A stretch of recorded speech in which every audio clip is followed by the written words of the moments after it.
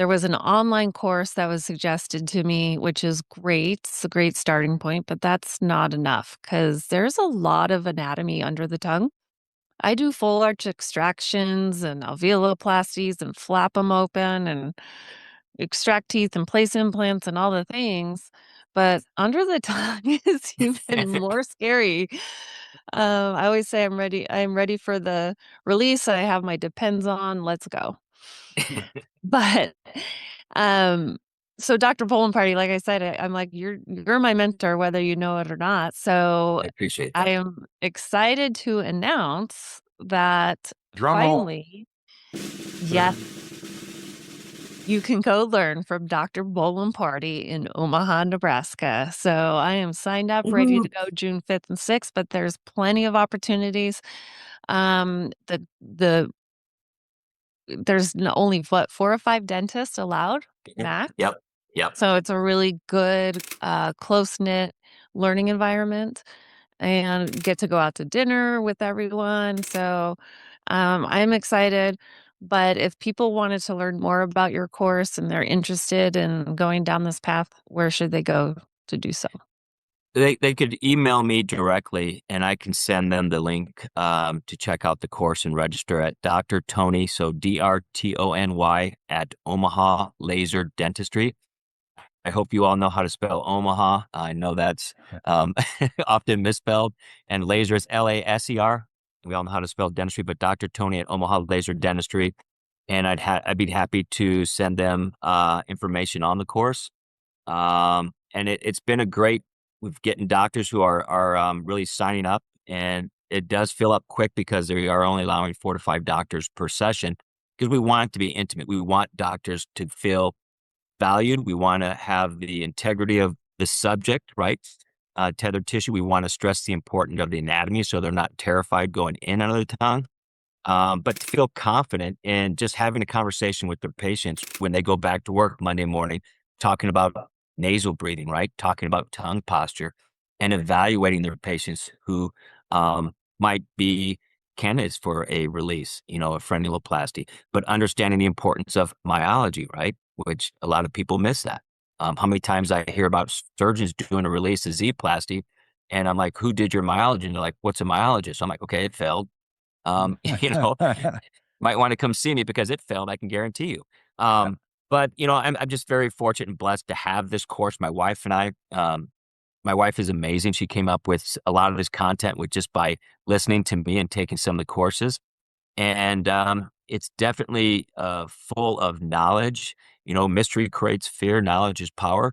And our goal is to educate these doctors so they feel more empowered to look at patients in a different limelight and to treat accordingly. And you really Excellent. And can't unsee it. Oh, sorry. no, I please. just now when I look at patients, no, I look at the public. You can see Yeah. mouth hanging open, forward head posture, and then I'll be driving down the road. I'm like, "Where's my tongue right now?"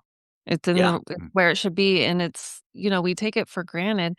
And when I do an exam for a sleep patient, I'll call out, generalized wear, forward wear pattern, um, dental cupping, acid erosion, low tongue posture. Yeah. It seems to be quite often. So I have kind of an abbreviated test. Not everyone with low tongue tone and low tongue posture needs Mhm. a release. Right. And so those are all the things that I think are important that we as dental sleep medicine providers are aware of and are looking for. Hmm. Yeah. Absolutely. Yeah. And I think that's important to understand. Like, once you see it, you can see it. And so you start doing your exams totally different. And it's almost like sometimes I'll see a patient and I'm like, oh, geez. Yep. Okay. There's wear on the lower anterior. They've got tori and they've got a scalloped tongue and excessive rugae. I'm like, all right, let's do this. And I'll bring those words out and then I'll say, how's your sleep? And the next question is, what do you mean? I go, how do you sleep? Pretty good. I go, well, do you mouth breathe or nasal breathe? And then it just comes out. They start just talking about, well, I'm a snorer. My wife says I snore. I wake up, my mouth's really dry. And I don't sleep well. I go to bed at 10 o'clock and I wake up at 6, but I wake up and I'm exhausted. I'm like, okay, so you're a restless sleeper. welcome. You know, so and then the conversation just goes in, and I start showing them the anatomy of what I described, and for when I hire a new assistant, it's like I'm speaking French. I really have to explain to them what these terms are so they understand and know how to spell it in our notes. But it's definitely eye-opening to patients, and patients are really appreciative to hear someone who finally listens and can have an answer for why they don't sleep well. Can't you see he's an educator at heart? One of the biggest light bulb moments I've had in the past years, so this made a big impression on me. When you said excessive rugae, could you please explain what you mean by that and why that would be a sign? Yeah, so excessive rugae, we have rugae in two places as far as I know. We have it in our intestines, our small intestines. That helps to digest our food. We also have it on our palate.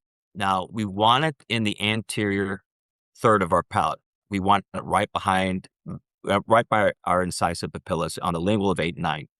If we have excessive, it floats more posteriorly to about a third of the way, two-thirds of the way back. Not two-thirds away, but it doesn't go back to the soft palate, of course. That's way too much. But it goes back to about where that palate starts to bubble up. And that's called excessive rugae. So rugae is the sensory positioning of our tongue to locate, to start our swallow, but also to position to open up that posterior airway.